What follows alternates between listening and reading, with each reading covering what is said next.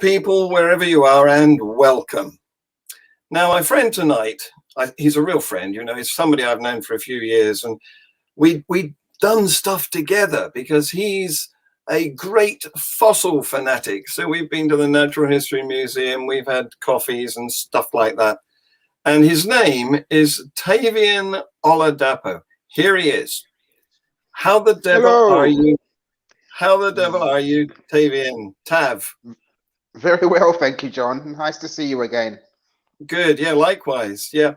And before we went live, we were having a little conversation about my recent brush with ill health. I'm not yes, sure. We was. I'm not sure whether our viewers are up to hearing about this, but I'll give them a piece of advice. If you don't want kidney stones, and I don't recommend them, drink lots of water. And coffee is no substitute because coffee is dehydrating. So for every cup of coffee you drink, you should drink a cup of water. Anyway, that's enough of that. I'm fine now. Thank you very much. After a general anesthetic and an operation in a very pertinent place, I'm back to normal, causing mischief once again. So what about you, Tav? You've got an interesting story to tell too, haven't you? Going back some more years in your case. What are we talking about? You've lost me completely. Have I? Sorry, no, I was thinking of your journey from...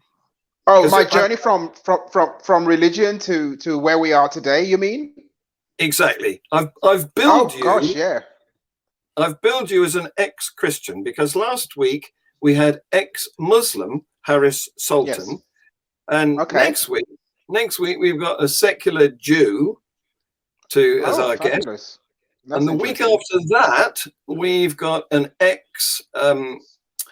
what's it called? A Pentecostalist stroke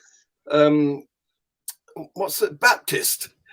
So we're having a series of people, you should find try and see if you can find an ex Zoroastrian. Oh, I know one. Do you? Yes. Well, she's a friend of a friend. I haven't actually spoken to her for a while, but yeah, I mean, it'd be interesting to find different religions. Anyway. Let's. I'm just asking the people in our chat to tell us where they are. Oh, okay. It's always interesting to see where we're being viewed from. So, yes, go ahead, tell us. How did you get where you are? Wow. Okay. I was 13 years old, living in Nigeria when my father used to buy me books all the time. He was an avid reader, and he inculcated that habit in me as a child. And he bought me a book about the Spanish knight El Cid. And it was a fantastic book. Even now, I still remember it, how excited I was reading about these battles between the Moors and the Christians. But the thing that really struck me was, I thought, okay, if I remember correctly, the Christians and the Muslims believe that they are worshiping the same God. They just call him different names. Yeah. So if that's the case, why are they battling for supremacy of their religion against each other? I mean, it should be very easy. Okay, we worship the same God. We just call him different names. It's cool. You do your thing. We do our thing. And I was certain that humans had bastardized the message of God, the message of love and oneness and kinship. And so I thought, I'm going to go and read the Bible, because this was the time we were going to church and stuff. And I actually I think I kind of believed it a little bit. It was like, okay, I've been told this stuff and it's probably true. There must be a God somewhere. It kind of made sense to me at the time anyway. So I decided to read the Bible. And I was actually 15 when I started reading the Bible. Yeah. And I remember 9 months later, I thought, this is very confusing. I was very confused because I couldn't see the benevolence that they were talking about. I couldn't see the compassion. I couldn't see the oneness, the kinship. I couldn't see any of that. And at this point, I just didn't know what to think. So I was sure I was missing something. So I went back to it and I started all over again. And it took me 2 years. Wow. And at the end of those 2 years, I was convinced that even if everything in there was true, I want nothing to do with it. I was convinced that it certainly wasn't divine, it wasn't worthy of admiration, and it certainly wasn't worthy of emulation. And I thought, okay, you know what? I'm going to carry on this journey, and I'm going to study as much about ancient history and ancient religions as I could. And it just so happened that I had to keep it to myself because I was living in Nigeria. It wasn't a place where you can come out and say, I don't believe this. I think it's complete and utter nonsense. I kept it to myself till I was 20. Then I traveled out of the country and I went to America. And I think that was when my journey of inquiry really, really began. Because then I was free to kind of just pursue what I wanted. And I really started to ask pertinent questions. And what was really interesting is that one of my friends in America at the time started talking to me about meteor craters. And I remember thinking, what do you mean, the craters? It was like, yeah, the holes in the ground. I went, from what? And he went, well, they're rocks that come from outer space and they slam into the earth. And I was like, what? What do you mean? I mean, this is our planet. We were put here supposedly by an intelligent designer, and why would there be rocks slamming into us? And he was trying to explain to me about being in literally a cosmic shooting gallery. And I remember thinking, that's the most idiotic thing I've ever heard. It's kind of like putting your children in a playpen and then you just start to throw rocks at them. And then when he said, oh, the asteroids are leftover debris from the formation of the solar system, I was like, what? Because I knew nothing about science at this time. You have to remember, all I knew is that I'd read the Bible. I hated it. I didn't just dislike it. I hated it. I hated some of the things that I read in there. I remember reading about the story of the Egyptian firstborn and thinking, that makes no sense. Yes. God wants, the Egyptian king to free his people, and then he hardens his heart to make sure he doesn't free his people, and then he kills children when he doesn't free his.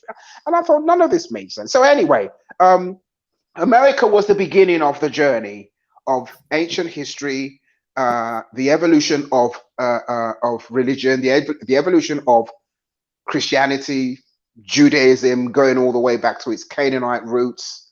And once I'd done that, I began to understand that all religions evolve. I began to understand that the ancient Israelites worshipped a different God before Yahweh, the Canaanite god El. And I thought, well, this is just a myth like any other. We have a saying in Nigeria when they say you've been conned. We say you've been 419 because Article 419, I believe, in the Nigerian constitution relates to fraud. And I was like, this is the ultimate 419. Because essentially what's happened is we've been convinced to ditch our own myths just to adopt the myths of another. And an argument could be made that the African myths that we discarded are not actually as horrendous as the ones that we adopted. Yes. And so the trouble there is, of course, it becomes enmeshed with the race divide, doesn't it? Because you were persuaded out of your natural myths by these white-skinned colonizers and controlists. So, well, I mean, obviously, because I studied it going further back, I kind of understood that even if you want to use the whites, they were given the myth by somebody else anyway. I mean, if it wasn't for the Roman Empire, we probably wouldn't even be talking about Christianity now anyway. Exactly. The Europeans were duped in their own turn. Yeah. But the problem is a lot of people do, a lot of less thinking people, shall we say, do make it Curious. a racial divide. Mm-hmm. Yeah. Sorry, I interrupted you. I liked what you said about this weird God who apparently created us, but he made such a bad job of it, he had to kill us all. What's going on? John, I have to be honest with you. By the time I finished reading Genesis, I just thought, this is insane. Two people who are supposed to be the first people ever born or ever created are in a garden. They cannot possibly know right from wrong. Somehow they managed to learn to talk. We know how humans learn to talk, how babies learn to talk by listening to adults. But these two magic people must have learned to talk all by themselves. They then invented the first language ever invented, apparently, and a talking snake happens to come along who also manages to talk and speak this bloody language. And I mean, what are the chances of that? And he manages to convince them that don't listen to what the bearded old dude says, eat the fruit. And then God is supposed to have returned and said, why did you listen to the snake? Now, bearing in mind that Christianity claims that it's not actually a snake, it's Satan, right? This is the claim, right? So God comes back, delimbs the snake, which is not actually the snake's fault because it's actually Satan as a snake, and then punishes the two humans and all humans forever and ever for doing something that they could not possibly know was wrong, and punishing snakes with the loss of their limbs when it wasn't even the snakes that were responsible in the first place, it was Satan. And I remember thinking about all this, and I'm thinking, this just makes no sense. There was just so much about it that just made no sense. All the killing women who are not virgins, killing disobedient children, slavery, and killing people for complaining about the lack of food, killing his own people, killing a baby because the father committed adultery. And I thought, no. If any of this is even true, this is a God that I want absolutely nothing to do with. Science. He's certainly not Sorry, go on. worshipping. Hell no. If you actually read the Bible, Satan actually sounds like an okay dude. Because I mean, what's he supposed to have done apart from, all right, eat the fruit, you'll gain the knowledge of good and evil? Well, it's actually something that's useful because then you actually get to know what is wrong and what is right. Whereas God is supposedly says none of it is true. I mean, reading all that was a revelation to me, but that's actually what got me thinking. Science for me was just the icing on the cake. But I didn't need science to discard religion. All I needed was religion. Yeah. So that is truly an interesting journey, and I know. I mean, there's more. Sorry, carry on. Okay, I just to say I know a number of people who were raised in a religion, and then they read their scriptures, and that's what made them atheists. It's the best way. It is absolutely the best way, because once you read the literature and you actually see what is in there, and you don't even need to be particularly smart. You only need to have empathy, compassion, and critical thinking.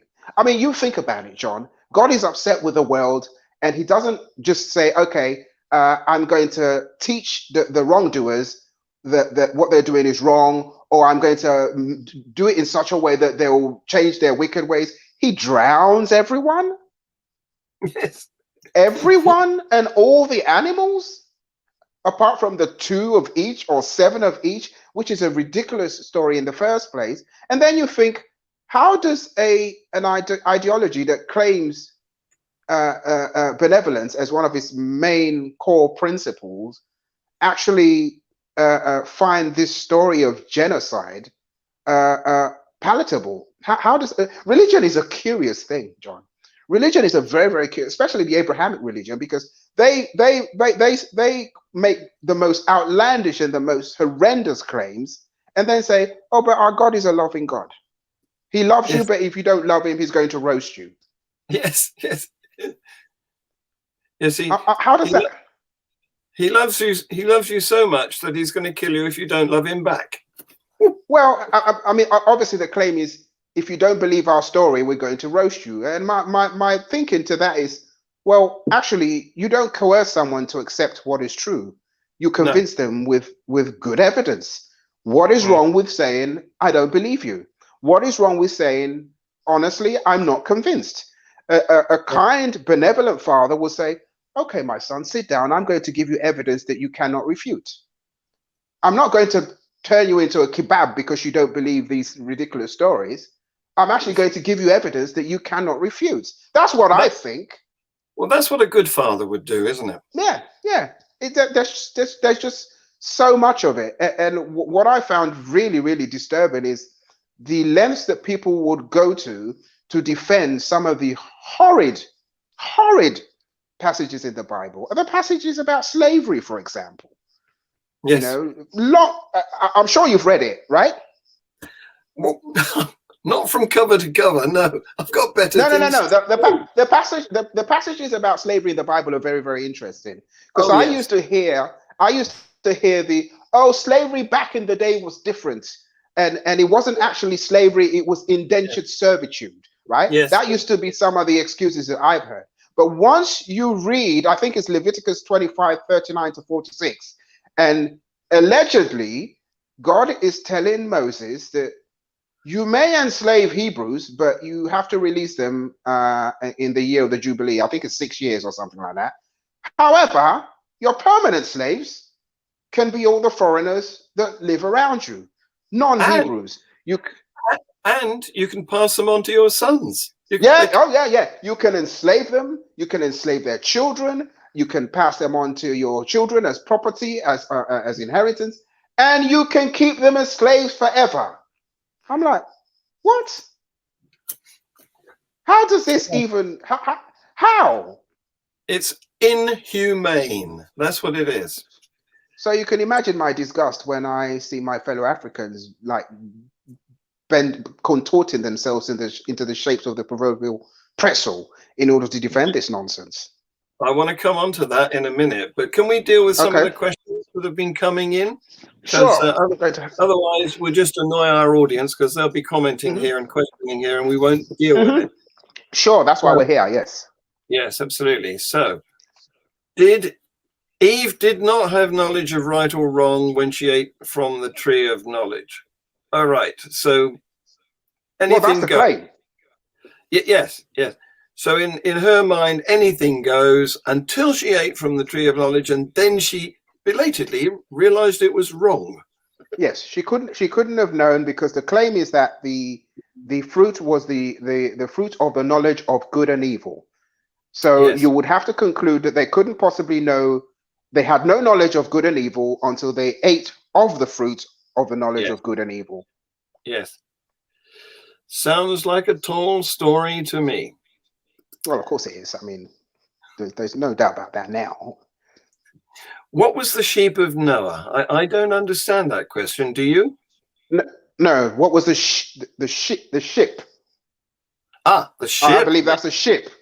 Yeah. The Noah's flood. Noah's biblical flood is obviously the story of the idea that Noah was the only righteous man on the entire planet with his family, a family of 8. There was nobody else that was righteous. So the people in Australia, there was no one there. There was no one in Papua New Guinea. There was no one in North America.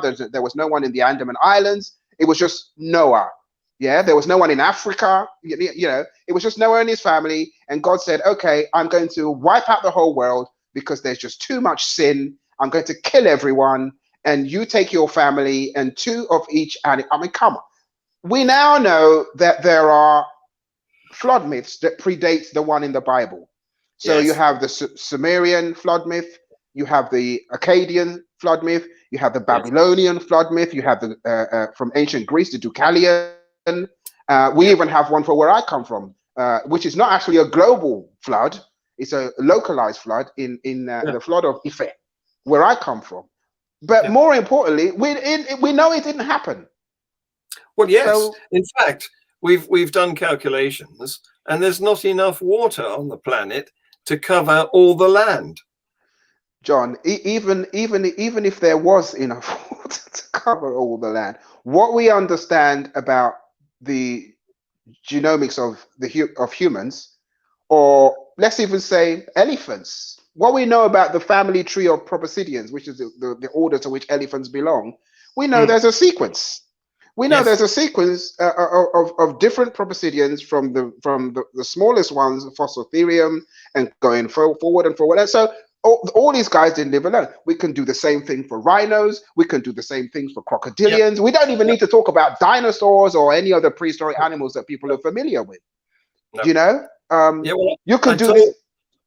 I told our audience that you love fossils, so they won't be surprised to hear you talking about all the different orders and families and species.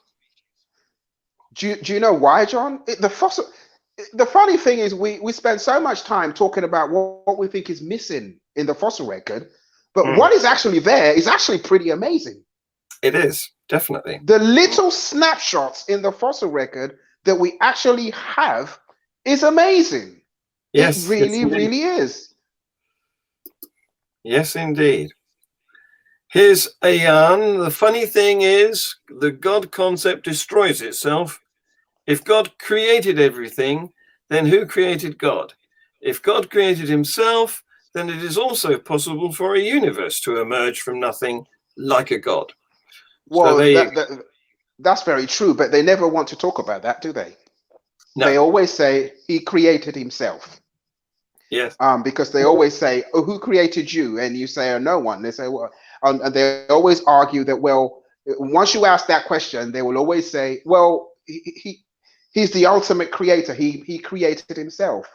Yes. But any theist can make that same argument, which is why, to me, it's pointless. A Zoroastrian can make the same claim for Ahura Mazda, could he not?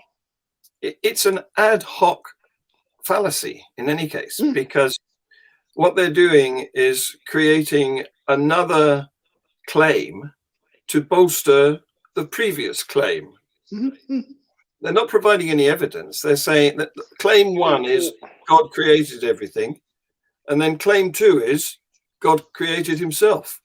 So there's no evidence. It's just two claims.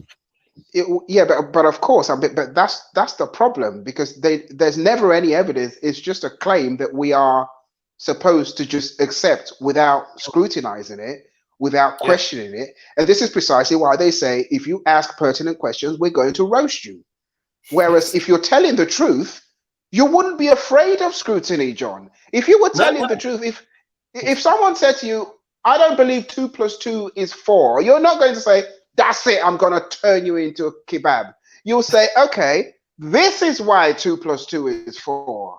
This is," you're not going to try and deter them from scrutiny. I always say anything that tries to discourage you from asking pertinent questions is a con. Yes. That they're trying to defend their point of view from no evidence. So, Ali. Next one. Ali says, "I think we are still a slave, a job, wage slaves." Ali is talking about a deadline for cash and stuff. But thank God we are only due to payment and not death. Well, if the job that I do, if that's slavery, then it's slavery that I kind of, it's okay. I can live with that because I go to work. I enjoy my job. It's a fascinating. Microbes are fascinating, and I get paid, and he pays my bills, and I have a home that I love. So if this is the wages of slavery, okay, it's okay. It's a different thing, isn't it? Because slaves get forced to do something they don't want to do for fear of punishment. Whereas it's not even close. It's not even close. Workers enter into a bargain that they will do something in return for reward. Yeah, it's not even close. It's not even close. So here we go. This we've got people all. I've been putting up all sorts of locations you may have seen. Yes, I've seen Maryland, USA. Yep, yep. People turn to Islam because of racism, but Islam is the most racist religion ever. Prophet owned black slaves and 2 black slaves worth as one other skin color slave, and Prophet was the whitest person ever as defined in Hadith. Well, I think that's a question. I think that's a question that we might save for Harris Sultan, who's coming back. But of course. But I have to say that I see where he's going with that. And the irony is that from my little understanding, Islam is actually racist, in the sense that it's a lot of my ex-Muslim friends have told me how the denigration of black people is a very very common thing. And like the gentleman here just posted, obviously there's a name for black people. I think it's Abid or something. There's a name, there's a particular derogatory term that they have for black people. Really? But maybe you're right. I'm not so familiar with what goes on in Islam. We'll leave that for the ex-Muslim to deal with. Christianity is my thing. I had a show with Harris last week, and he was telling how when they are seeking, because they go in for this arranged marriage a lot, and he was saying how when they are seeking a husband for their daughter, they try and get the whitest one, or the other way around. You know, the whitest girl, the palest girl is, or is that the Hindus? That might be Hindus. There is a problem. There is a problem that I think is actually quite widespread, where dark skin is really frowned upon, even in Africa. A lot of Africans are known to try and lighten their skin. Oh yes, you know, which is a shame, really, because Africa doesn't actually necessarily mean dark skin only. There is actually a variety of skin tones in Africa. And what we've now discovered actually is that the allele for light skin in Europeans actually has its root in Africa. Oh yes, yes. And so how profound is that? Yes, we should all be darker skinned because that's protection against the sun. Yes, but I mean, if you're in the northern hemisphere, that probably doesn't help very much.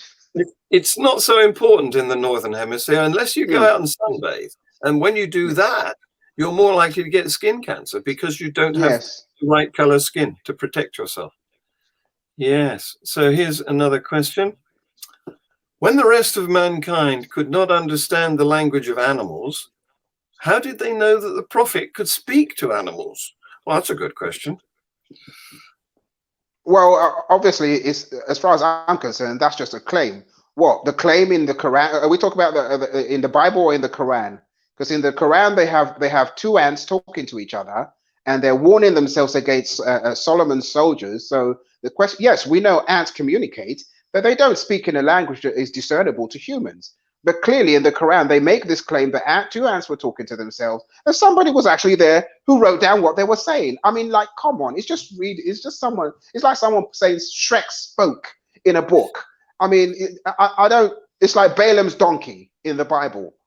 You know, these are just claims that have no basis in reality whatsoever. So for me, even to question them is a complete waste of time.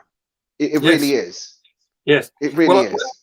When people ask me if I've read the Bible, I ask them, "Have you read the Quran?" You know, because most of them haven't. They just want to read. I have read the Quran. I've got a copy here, actually, just right over there. Beautiful. You know what? I'm going to get up and show you, if that's okay. Okay. Well, my attitude. 1 second. Yeah, go ahead. Go. 1 second. Get your Quran. Yeah. My attitude is that one scripture is as worthless as another. Why should I waste time reading them? If you don't want to read your opponent, it's actually beautiful. Yes. Okay. It's much nicer. It's much nicer than my paperback copy. Oh, is it? Yeah, my friend got me that because he said to me once, he was questioning me about the Quran, and I said I don't actually know much about it. He went, okay, and he didn't say anything. And one day he just called me and he said, "Yeah," he said, "You can read it." And I didn't read all of it. I probably read about a third of it, and I think there's one passage that I took from it that I just thought they're all just as bad as each other, and I think that's Surah 456, where it essentially says those who disbelieve our message, Allah has a special punishment for them. He's going to roast them, because they have this thing with roasting people, and when their skin is consumed, he actually has a supply of excess skin, and he's going to give them another skin just so he can roast unbelievers over and over again. How on earth do human beings actually think any of this is remotely admirable? Is just beyond me. I would not want to roast anyone for disagreeing with me or for not seeing things my way. I wouldn't want to roast religious people for disagreeing with me. Do you know what I mean? I wouldn't even want to roast a dog for disagreeing with me, much less a human being. It's just honestly, it's just shocking. And they boast about this. Yes. What is this one? Right. Randall Carson, prominent geologist, proposes a theory of a massive flood that happened about 12,000 years ago in North America. A massive crater found in Greenland could endorse his hypothesis. Also, many people from around the world have folklore stories concerning a massive flood happening. It's not just in the Bible, but also being told in Native Americans and South American tribes. However, I do agree that the story from the Bible is very unlikely. Well, you said as much, didn't you, Tav? You said, local floods. Local floods are all over the place, and of course they would be. There's a guy who specializes in floods in antiquity. Irving Finkel, I think his name is. He's a professor in the British Museum, and he actually wrote a very, very fascinating book about the floods in the ancient Near East. He is actually one of the people, I believe, that deciphered the Sumerian flood, which predates the Bible. So of course there was floods all over the world. Of course there were likely to have been floods when all the ice melted. How many times have we had all these cycles of ice ages and melts and ice ages? Of course there'll be stories of floods over the world. There's just not a global flood. Yes, and not a global flood. We still have floods today, don't we? Yes, I mean, of course. A year or so ago, Australia, the eastern part of Australia, was all under a flood. And when you add that together with the fact that people couldn't travel very far in those days because their only means of travel was legs, whether it was their own legs or a camel's legs or a donkey's camel's leg or horses, yes. So the whole world was their immediate vicinity. Exactly. That was the whole world. Nobody is denying the fact that there were localized floods all over the world. The Australian Aborigines have amazing tales of sea level rises and floods. And we've actually found that a lot of their Dreamtime stories can be correlated with the geological evidence. So yes, there have been loads of localized floods. What is clear is that the one described in the Bible, like the one described in the flood of what's his name, Sesudra, or Atrahasis, or the Deucalion, or Utnapishtim, there were probably floods that happened in the floodplains of Mesopotamia, and they're just remnants of those stories. And the Bible borrowed it, because actually, when you go and read some of them, they are virtually identical. Yes. So I'm just going to put this question up here. That we're taking a new route here. The Big Bang is not God. Nature is not God. Water is not God. Stars are not God. And billion species on Earth are not God. I don't believe that so many people believe in God. Well, if you, that's somebody that's not a question. No, it's somebody who's sort of looking for God and realizing that he's not been found. So why should we believe in him.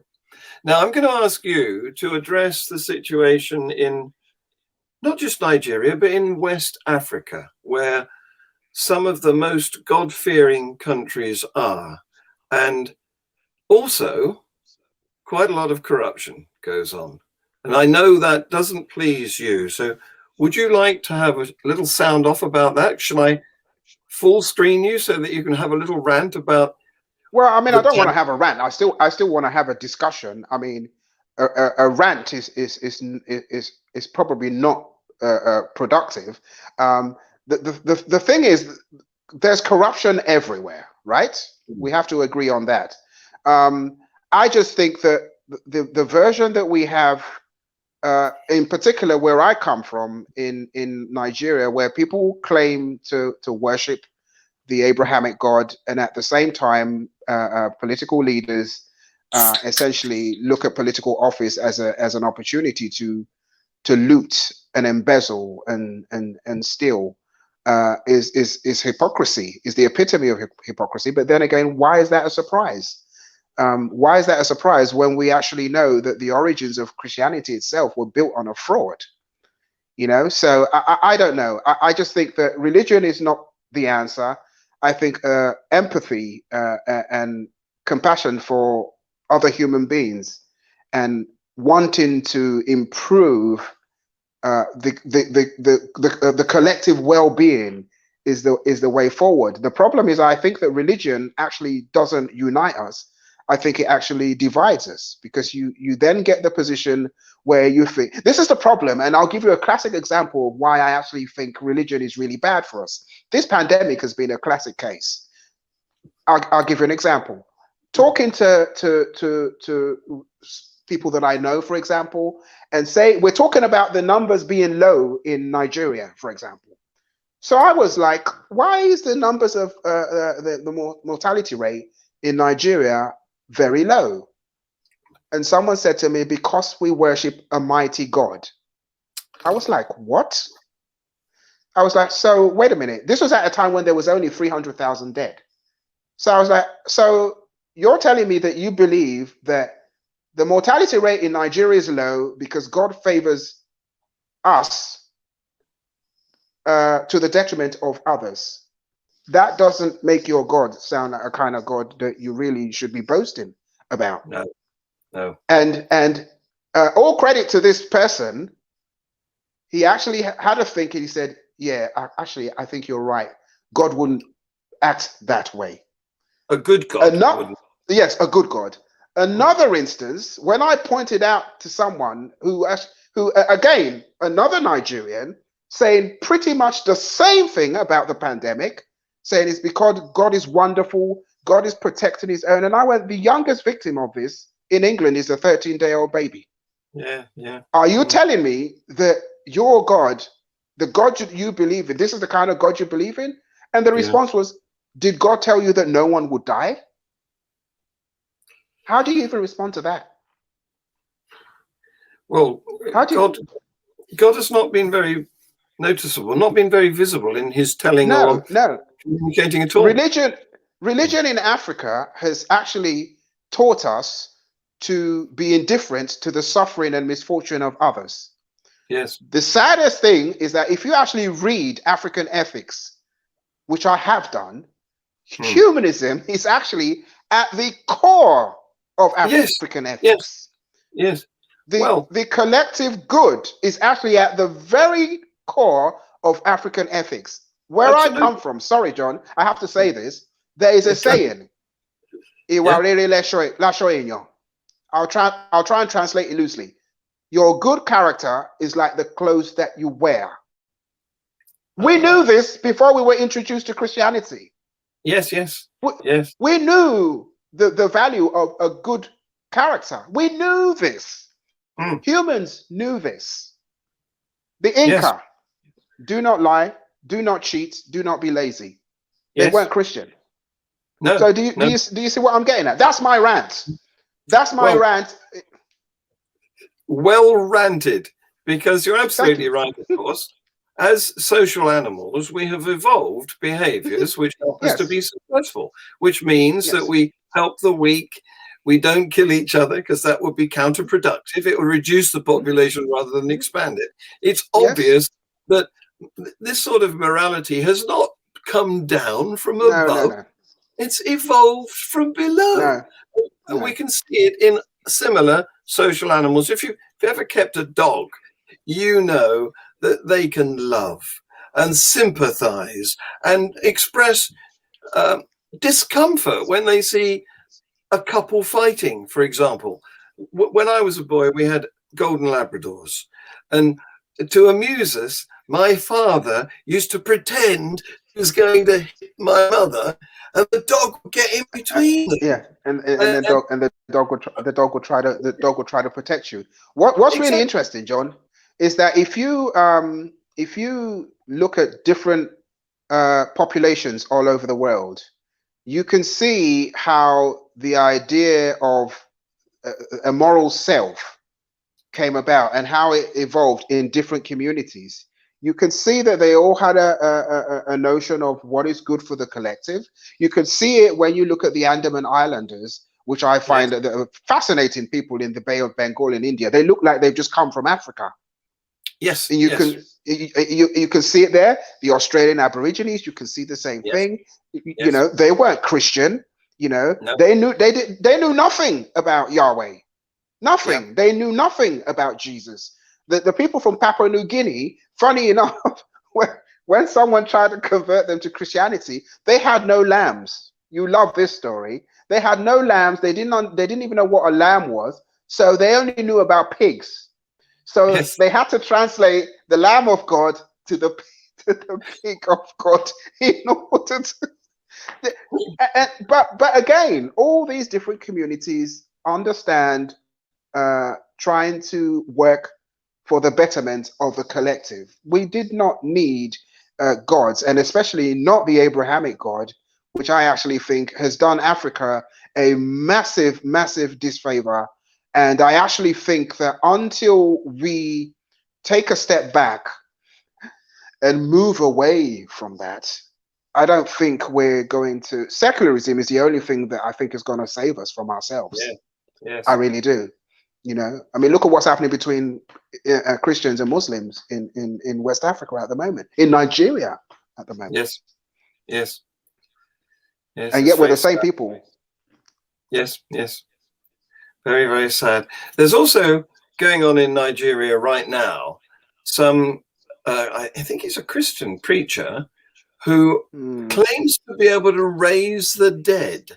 Oh, we have loads of them. Well, this particular one was actually arrested by the police. What's his name? Something Jesus, he calls himself. Oh, that doesn't surprise me.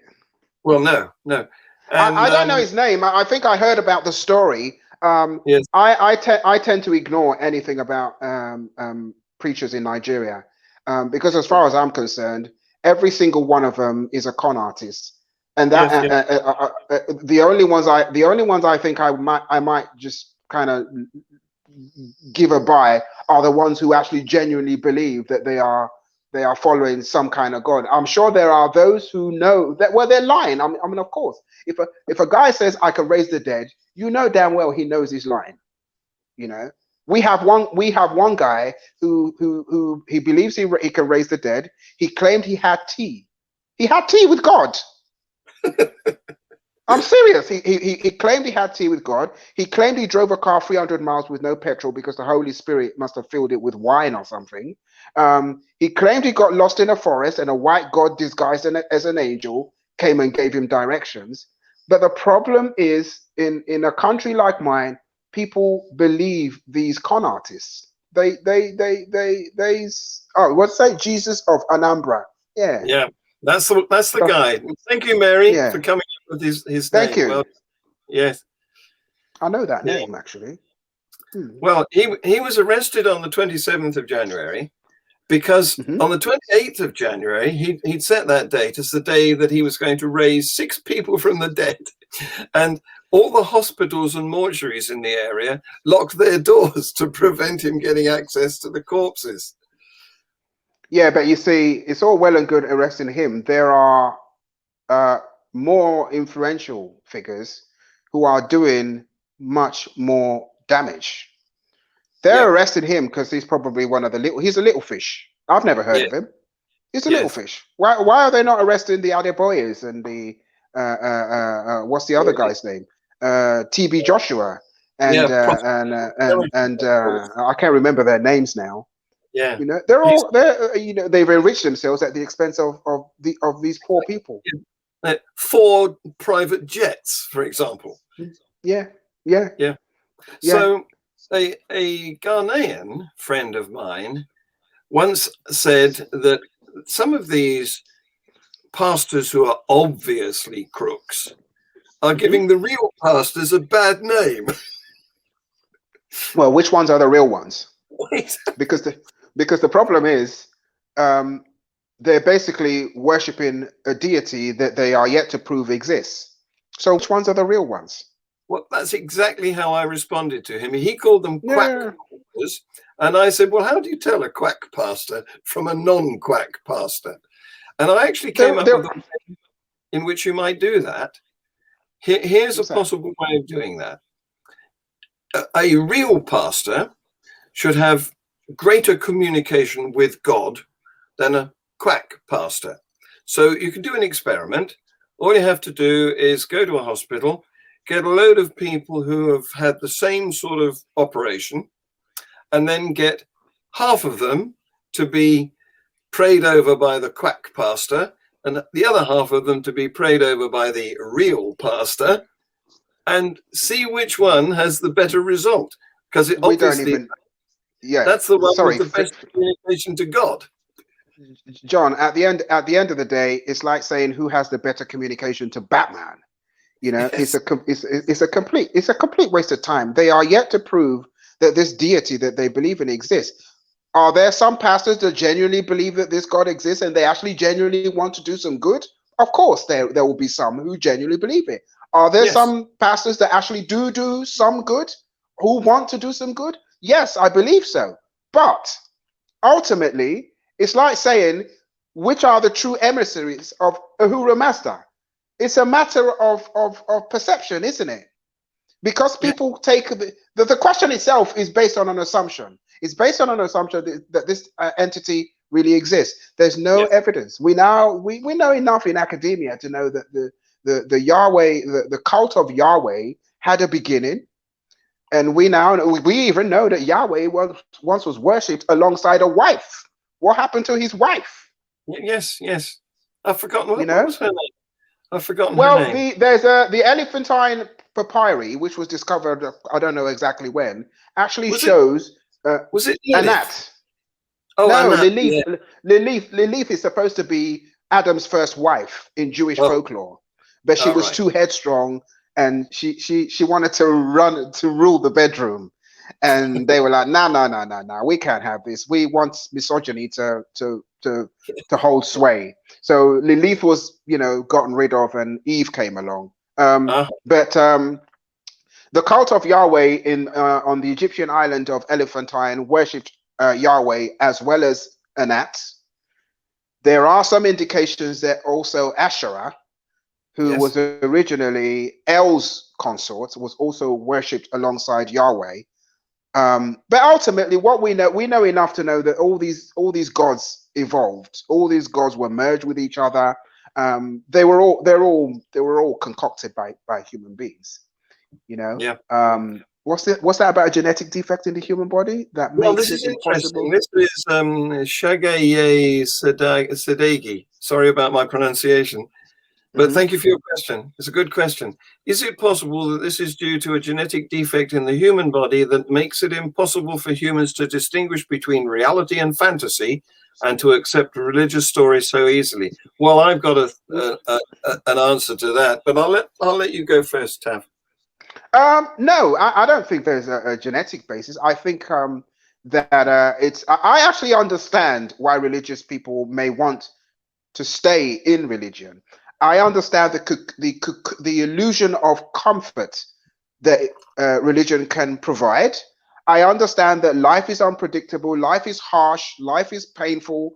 It is kind of comforting to think there's a celestial nanny up there that's going to take care of things. I remember when I was misdiagnosed with bone marrow cancer, even though I didn't want to beg God, I remember thinking, okay, I get why people believe in God now, because Yes, yes, life is scary. Life is scary. yes, But I think in answer to his question, I think people can tell the difference between reality and fantasy. I just think that there are emotional reasons why people hold on to religion, because it's yeah, comforting, and in most cases something that you base your entire life, your entire self identity on since yeah. you were a child. It is Mm, very, very difficult to get rid of it. It's very, very not everyone can walk away from it like I did.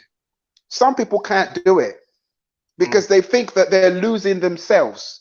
Whereas yes, I was like, no, no, no, I don't want to be that person.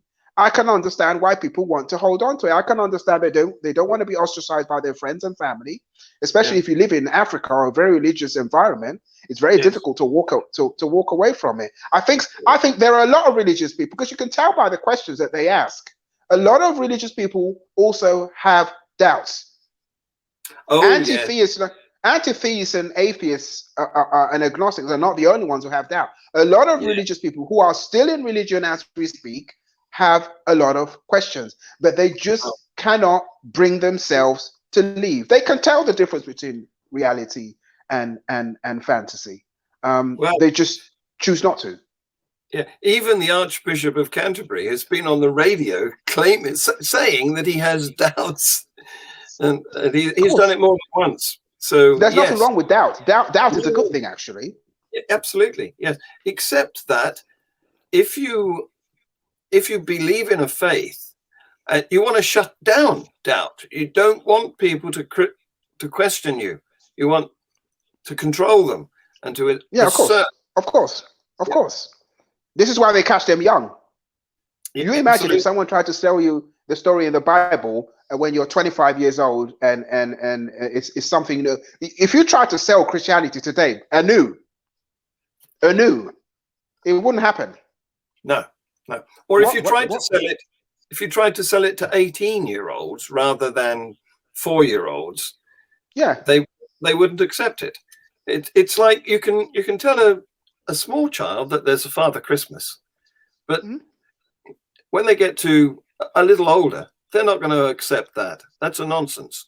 The same, My godson is 8. I think I've told you about him once or twice. And we yes, were having this conversation, and I said a talking snake, and he went, a talking snake? That's silly. He's 8 years old. He went, a talking snake? That's silly. yes, yes. And I was like, yeah, well, yeah, I know. It's He's got just, his head yeah. screwed on, that young man.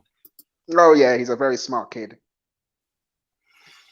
So Islam is the enemy of knowledge, as it requires faith instead of reason and evidence, as all other religions. Yeah, I think Islam, Mhm. it's particularly, how shall I describe it? Particularly odd in that it gets into the individual's identity much more than some of the other religions. It bonds with a person's personality, and when it's dominant, it actually governs the nation. And as a result of that, it becomes a bit like a race. So if you criticize Islam, you're not only criticizing the individuals who see themselves in terms of a Muslim, much more than Mhm. a Christian might, and you're also criticizing their entire nation, which is very similar to criticizing their race. Well, I mean, yeah, but the thing is, there is no Muslim race anyway. No, Such a thing doesn't exist. I think, from my point of view, it is only because Islam is 700 years behind Christianity, so it is still going through its teenage angst. I think that Christianity used to be just as bad. oh Um, yes, yes, I don't think there's anything that Islam's doing today that Christianity had not done in the past. We've read what the church did to non-believers. How many people were boiled and hung and yes, burnt, yes, and they even burned other Christians. yes, yes. You know, Giordano Bruno was a Christian, was a man of faith. Yeah. Yes. Michael Servetus was a man of faith. Yes. You know, they I can't remember which one of the guys, was it Tyndale or Wycliffe, who was killed for translating the Bible. Mm-hmm. Yeah. You know, one died before they could get to him. I can't remember. I always get them mixed up with each other. Yeah. But this is the problem. This is the problem, that Islam is a bit behind in their development, and because it's also political. I think because Islam has a political side to it as well, it makes it much more what's the word I'm looking for? Potent. Yes. As an instrument of indoctrination. A good word, potent. Yes. Well, as I said, when it's dominant, it governs. So very political. So Sakong Kiplangat asks, can we talk about religious trauma syndrome? Well, I'll tell you what, Sakong, we can't now because we've only got 3 minutes left of this show, but I'll put it on the list and we'll deal with it. Yeah, we can talk about it some other day. Yes, that's what we'll do. So thank you very much for that. I'll make a note of it right now. Religious, it's like PTSD, isn't it? And I know. I never had it. Leaving religion is actually one of the easiest things I ever did. It was just people say, "Oh, well, did you not have a struggle?" I'm like, no. Why would I struggle leaving something that I find so offensive and an insult to human dignity? No, no trauma, no issues. Best thing I ever done. It freed me completely. Absolutely. But unfortunately, a lot of people are trapped in it and I know, brought up in it and indoctrinated and pressured, family pressure, social pressure, even threatened with crimes for leaving it, you know. So my father, it is a serious thing in some parts of the world. I just want to say this quickly before we leave. My father once asked me, were you never worried that we might disown you because you no longer believe in God? And I was like, no. He went, why not? I went, well, I didn't disown you because you do believe in this horrendous God, did I? So if you were prepared to disown me because I don't believe, then clearly, you know, you don't deserve me as your child. We might as well just move along. I said, because I would never think of disowning you because you believe in God. Why would you disown me because we have a difference of opinion? Ali is complaining that he feels ignored. So I'm putting up some of Ali's comments here. Oh, sorry. Okay. He wants us to read. He wants to read Surah E-Kaf. It's a good story, apparently. Okay. And he's a black Muslim. I think I have posted that before. So I haven't been ignoring you, Ali. Well, I'm black and I'm Muslim and I'm sexy. What's that got to do with the price of bread? So anyway, adios, Ali. Thank you for being a viewer. Thank you for joining us on our show. So I'm shortly going to play the outro, but yes, it's been fun. It has, hasn't it? Yes, I've enjoyed it. I want to remind people to like our attempts at this show that we've been doing, and I'd like to remind them to subscribe to our channel and to come and watch us again next week. Tav, you've been fantastic. Thank you for asking me, John. It's fun. You know me. I could talk about this stuff all day. I know. Well, thank you very much for asking me. I did post on my blog that I'd be lucky to get a word in sideways. I know. I'm sorry. I'm sorry. I do go on a bit, don't I? Anyway, take the rest of the day off. Cheers. Thank you, mate. You take care. Bye-bye. Thank you for watching.